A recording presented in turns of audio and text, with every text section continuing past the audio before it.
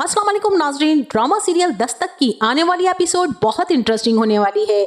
जैसा कि सैफ ने तो अपने तौर पर ये सोच रखा था कि ना तो मैं किरण को कभी बेटा देखने दूंगा और ना ही कभी मैं उसे तलाक दूंगा, बल्कि मैं उसे तड़पा तड़पा कर मारूंगा। सैफ तो किरण को इसीलिए डरा धमका रहा था कि उसके जहन में अभी तक वही किरण है जो सैफ की उन धमकियों से और गुस्से से डर जाती थी, सहम जाती थी। लेकिन किरण अब सिर्फ एक औरत ही नहीं बल्कि एक माँ भी है और अपने बेटे शानी के लिए वो इस कदर मजबूत हो चुकी है कि सैफ की आंखों में आंखें डालकर उसे धमकी देती है कि तुम मुझे क्या तड़पा तड़पा कर मारोगे सैफ, अब तुम अपनी खैर मनाओ क्योंकि बहुत जल्द तुम जेल की सलाखों के पीछे जाने वाले हो। शायद तुम्हें इस बात का अंदाजा नहीं है और ना ही तुम्हें ये बात पता है कि एक बीवी के होते हुए उसकी इजाजत के बगैर उसे धोखा देकर दूसरी शादी करना कितना बड़ा जुर्म है। अब ना सिर्फ मैं तुम पर खुला का केस करूंगी बल्कि अपने बेटे शानी की कस्टडी के केस के साथ साथ धोखा दही का केस भी करूंगी। और मैंने तुम्हारी इस शादी को बर्बादी में ना बदल दिया तो मेरा नाम भी किरण नहीं है। किरण की ये धमकी बहुत ही कारआमद साबित हुई क्योंकि सैफ को पता है कि कानून भी इस सिलसिले में औरत का ही साथ देता है और उसका दिमाग तो तेज तेज चलने लगता है। साथ ही उसे फरियाल का ख्याल आ जाता है जो बार बार सैफ को फोर्स कर रही है कि किरण का बेटा उसके हवाले करके उसे तलाक दो और अपनी जिंदगी से निकाल बाहर करो। जब हम दोनों मिल चुके हैं और इतने सालों बाद हमें अपनी मोहब्बत मिली है तो हमारे दरमियान किसी तीसरे इंसान की कोई जरूरत ही नहीं है। सैफ उसी लम्हे किरण को रोकता है और कहता है तुम मेरे ऊपर केस नहीं करोगी, जिस पर किरण ने कहा कि ठीक है मैं केस नहीं करती लेकिन इसके लिए तुम्हें एक डील करना होगी। सैफ किरण की हर बात मानने को तैयार हो जाता है जिस पर किरण अपनी शर्त रखती है कि तुम्हें शादी की कस्टडी मुझे देना होगी और तलाकनामा भी। जितना जल्दी मुमकिन हो सके तुम मुझे तलाक दे दो। सिर्फ एक यही सूरत है जो तुम्हें जेल की सलाखों के पीछे जाने से बचा सकती है। अब किरण की ये बात सुनकर सैफ फौरन हामी भर लेता है कि ठीक है मैं ये सब करने को तैयार हूँ। दूसरी तरफ किरण की पुप्पो को जब ये पता चलता है कि किरण ने तलाक लेने का फैसला कर लिया है तो वो तो हंगामा बर्पा कर देती हैं कि भाई मेरे भाई ने इतने पैसे लगाकर अभी 1.5 साल पहले तो तुम्हारी शादी करवाई थी और तुम तलाक लेने का सोच रही हो। मेरे भाई का तो सारे का सारा पैसा समझो डूब गया। जिस पर किरण हैरत से पुप्पो को देखेगी और उनको कहेगी कि अब्बू के पैसों की फिक्र है, आपको ये फिक्र नहीं कि एक इंसान की जिंदगी बर्बाद हो रही है। लेकिन यहाँ पर तो पुप्पो उल्टा किरण को ही समझाती हैं कि हमारे जमाने में भी मर्द ये हरकतें करते थे लेकिन औरत ही कुर्बानियां देती थी क्योंकि घर को बहरहाल बसाना तो औरत का काम है। लिहाजा अगर तुम सौगन को बर्दाश्त कर लो तुम्हारी ये छोटी सी कुर्बानी तुम्हारे माँ बाप और छोटी बहनों की जिंदगियां बचा सकती है। वरना जरा सोचो कि अगर तुम तलाक ले लेती हो तो तुम्हारी छोटी बहनों का क्या होगा, उनके रिश्ते कैसे होंगे। वैसे भी किरण औलाद के बाद एक औरत की जिंदगी खत्म हो जाती है, उसकी जिंदगी सिर्फ और सिर्फ उसकी औलाद के लिए वक्फ होती है। तुम्हें अब अपने बेटे का सोचना चाहिए, उसे माँ और बाप दोनों की प्यार की जरूरत है। अब जिस पर किरण रोते हुए अपनी संगदिल पुप्पो को देखेगी और पूछेगी कि पुप्पो क्या औलाद के बाद सिर्फ एक औरत की जिंदगी खत्म होती है, आखिर मर्द की जिंदगी औलाद के बाद खत्म क्यों नहीं हो जाती। जिस पर किरण के बाप सज्जाद अहमद का दिल पहली बार अपनी बेटी को रोते देखकर नरम पड़ जाएगा और वो उस वक्त तो अपनी बहन के सामने कुछ नहीं कहेंगे कि जो किरण चाहती है वही होगा। लेकिन इसके बाद पुप्पो कहाँ छोड़ने वाली है। अपने भाई को वो खूब भड़काती हैं कि सज्जाद अहमद अपनी बेटी की बेजा जिद का साथ मत दो, कुछ दिन रो धो लेगी तो उसे सब्र आ जाएगा। बेहतर यही है कि जैसे कैसे उसे अपने ससुराल वापस भेजो। अब यहाँ पर सज्जाद अहमद पर फाइनली अपनी बहन की बातों का इतना असर हुआ कि वो अपनी बीवी को समझाते हैं कि तुम ही किरण को समझाओ, अगर वो फरियाल को बर्दाश्त कर लेती है तो उसकी आज की कुर्बानी कल को सैफ और उसकी माँ की नजरों में उसे बहुत बुलंद मर्तबे पर पहुंचा देगी। किरण की माँ को भी अपने शौहर की बातें काफी माकूल मालूम हुई तो इसीलिए अब वो किरण को कन्विंस करने की कोशिश करती हैं कि अगर तुम तलाक ले लेती हो तो हमारे मुआशरे में तलाक का सारा इल्जाम औरत पर ही लगता है कि यकीनन सारा कसूर औरत का ही होगा। और फिर जरा सोचो कि तुम्हारी बहनों का भी तो अभी रिश्ता नहीं हुआ, उनकी शादी कैसे होगी। जिस पर किरण अपनी माँ से कहेगी कि तलाक कोई अछूत की बीमारी तो नहीं है कि ये सबको लग जाए।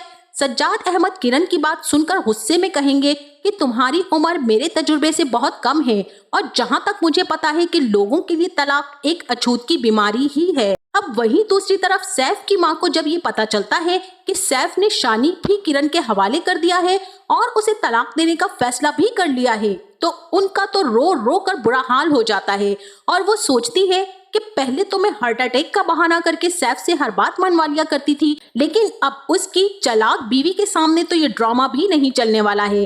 अब जब वो इतना रोती है तो सैफ अपनी माँ से कहता है कि आखिर आप चाहती क्या हैं? मैं आपके कहने पर अगर किरण को तलाक ना भी दूं तो किरण खुला का केस करने का फैसला कर चुकी है, जिसके साथ साथ वो मेरे ऊपर धोखाधड़ी का केस भी करेगी।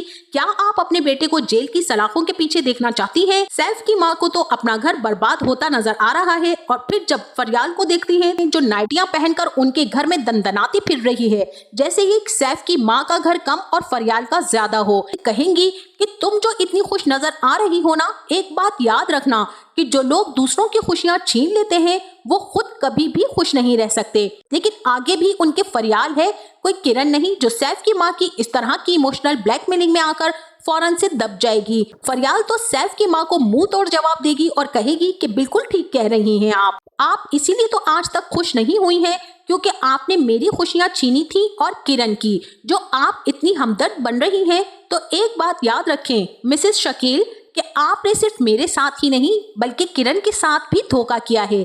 जब आपको पता था कि आपका बेटा सैफ मुझे पागलों की तरह चाहता है और मुझ पर जान छिड़कता है तो आपको किरण से झूठ बोलकर उसकी शादी सैफ से नहीं करवानी चाहिए थी।